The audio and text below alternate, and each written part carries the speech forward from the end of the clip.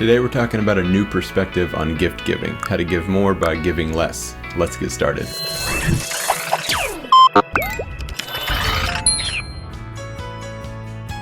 Don't forget to subscribe for more videos on living an intentional life and raising intentional children. We publish a new video every Friday. Consumerism affects our kids daily. The average family spends about $1,000 on Christmas gifts every year, and somehow the average family actually manages to rack up even more than that in debt for the holidays every year. Society is teaching our kids that they deserve a big Christmas and that presents comes before financial responsibility, while neither one of those things are true. Our kids put a lot of emphasis on presents because we put a lot of emphasis on presents as a society. But there's a better way to think about gift giving and material possessions and all of this stuff. I'm not trying to convince you of anything specifically, I'm just trying to show you a different perspective from the norm. So this is a tough area as parents, like teaching our kids this gratitude to be thankful and grateful for the things they have. So I did a video on that and I'll put a link to that above. As far as gift giving goes, this is what we've tried, what we've learned, and what we keep learning every day. We try hard to make sure our kids aren't engulfed in consumerism.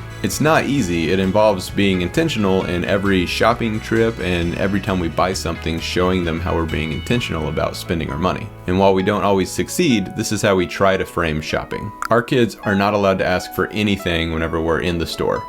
It got out of control, and they were asking for everything on the shelves, so we cut them off completely. They're not allowed to ask for anything. They're free to have open discussions later once we leave the store about the things that they may want to buy in the future, but it's the impulse buys that we're cutting off. And to model this, we try to not leave the store with impulse buys as well, because again, actions speak louder than words. They're gonna see what we do more than they're gonna hear what we say. And we carry this idea over into gift giving. We don't want our kids to grow up expecting presents for every single occasion and connecting the holiday season and their birthday or whatever with material possessions. So while we still give gifts in our home, we've dumped the traditional idea of gift giving. And this is what I mean. The average American child receives 70 new toys per year. I think we may be going a bit overboard as a country. And whether it's for their birthday or for Christmas or for something else, just consider a few ideas why this traditional material possession type gift giving and the association is unhealthy. Number one, it takes a lot of money to buy gifts for people who likely don't need anything else to clutter their home and life.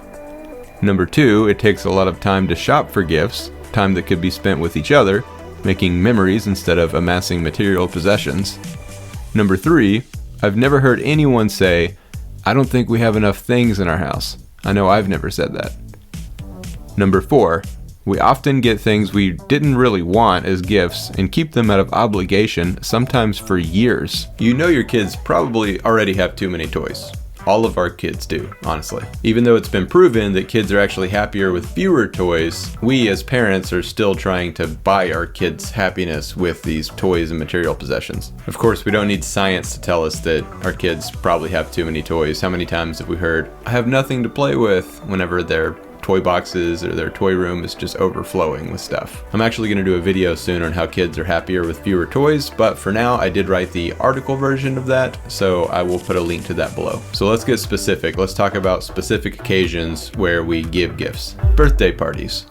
Our family doesn't do the typical birthday party. We don't do the big party for sure. And whenever I've asked other parents and talked to people about why they do big parties or why they do parties at all, it's usually because they just thought they were supposed to, or that's how they grew up, or that just thought that kids need to have a party and they've really never thought about it. That's the main thing. And growing up, I had big parties on the big birthdays, like the 16th and the 18th birthday and the 21st birthday. I had big parties, but other than that, I really didn't have birthday parties per se, and I was totally fine with that. We've taken a similar approach with our kids, and this is how it works. Birthday dinners, not parties. Instead of a birthday party, our kids get to pick where they want to go out to dinner, and they can invite a few friends if they want. Experiences, not things. Instead of physical gifts, we prefer to give experiences, like trips and anything else that brings our family together. Time, not gifts. We make it clear that their friends don't need to bring gifts to the party. We actually prefer that people don't because it puts the focus on stuff instead of on the time spent together. Immaterial, not material. If their friends absolutely have to bring a gift, we prefer digital or monetary gifts. Now let's talk about Christmas gifts.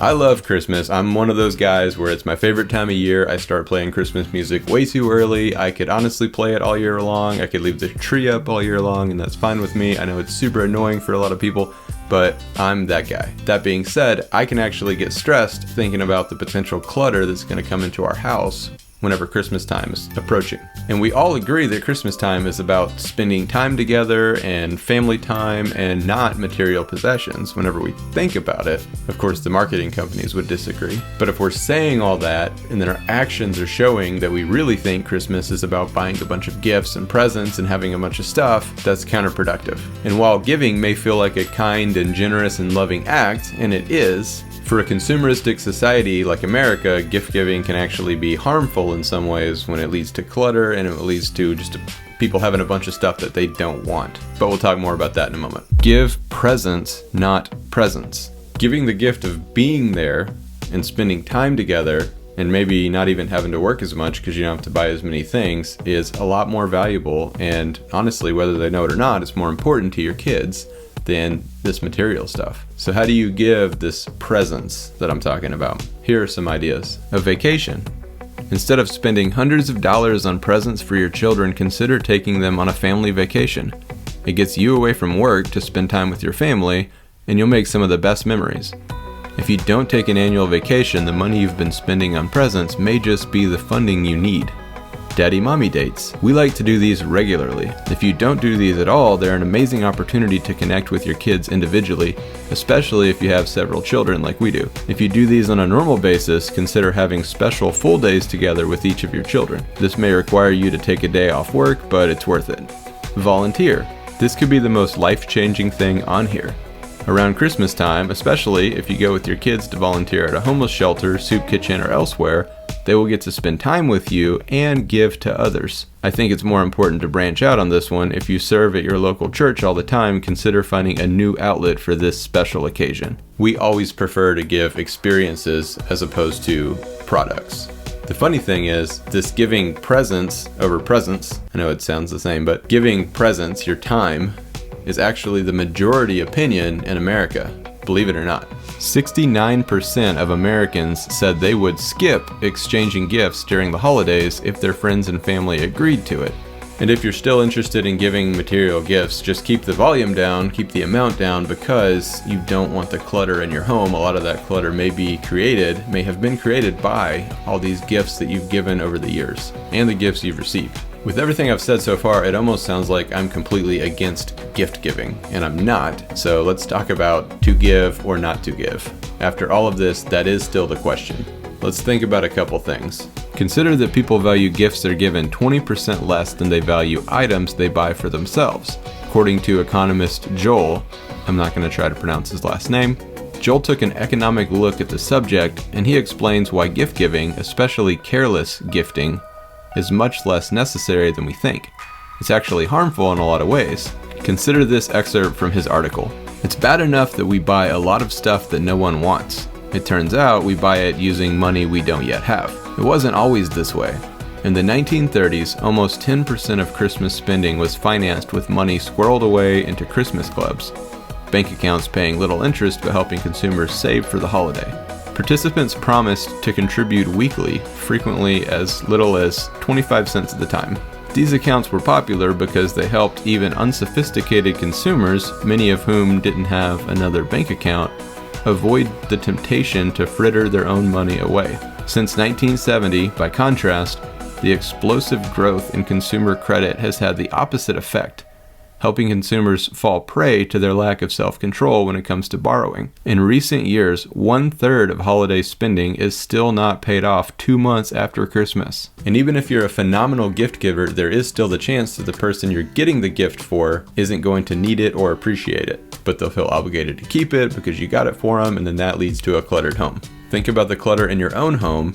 How much of that is there because someone gave you something and you just don't feel like you can get rid of it, even though you probably would have been better off if you just never had it in the first place. I'm sure you appreciate a lot of the things, but some things, that's the case. And I did a video on decluttering slowly and easily, so I'm going to put a link to that. You can check that out. As with everything that I talk about, this all comes down and back to being intentional. Intentional parenting, intentional giving, intentional living.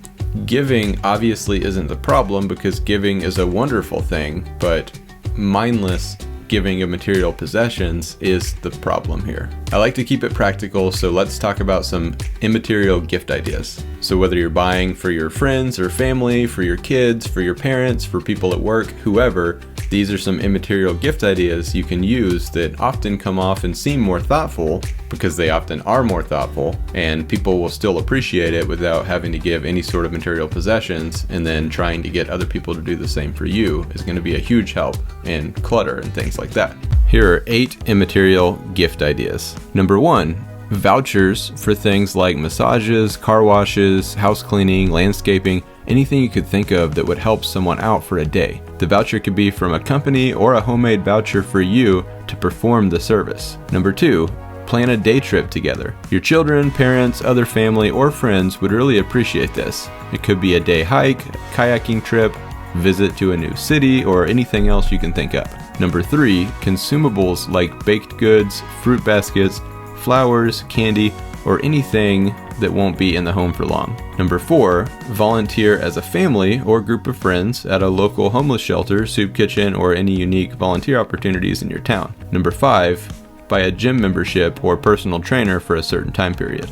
Number 6, create an online scrapbook. Upload your family photos and share them with your family and friends. Allow them to upload photos too, and it becomes a gift for everyone. Number 7, ask people to donate to your favorite charity or to your local church instead of buying you something. Do this for others as well. It just takes a little prodding to figure out where your family and friends would love to see money applied. Try to figure it out inconspicuously so it's a big surprise. Number 8, buy a subscription like Audible or Spotify for however long you see fit.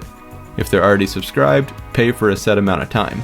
You can take those ideas and stretch them into hundreds of different options. Honestly, I think we'd all be better off if we gave more immaterial gifts and less material gifts. Please don't forget to subscribe for more videos on money, minimalism, and our travel journey around the world. If you're interested in raising intentional children, check out my new book, Intentional Children. I'll put a link to that below. There's chapters in there on things like toys and time and a lot of the stuff we've been talking about, gifts, and all of this stuff. That is all for today. I will see you next week.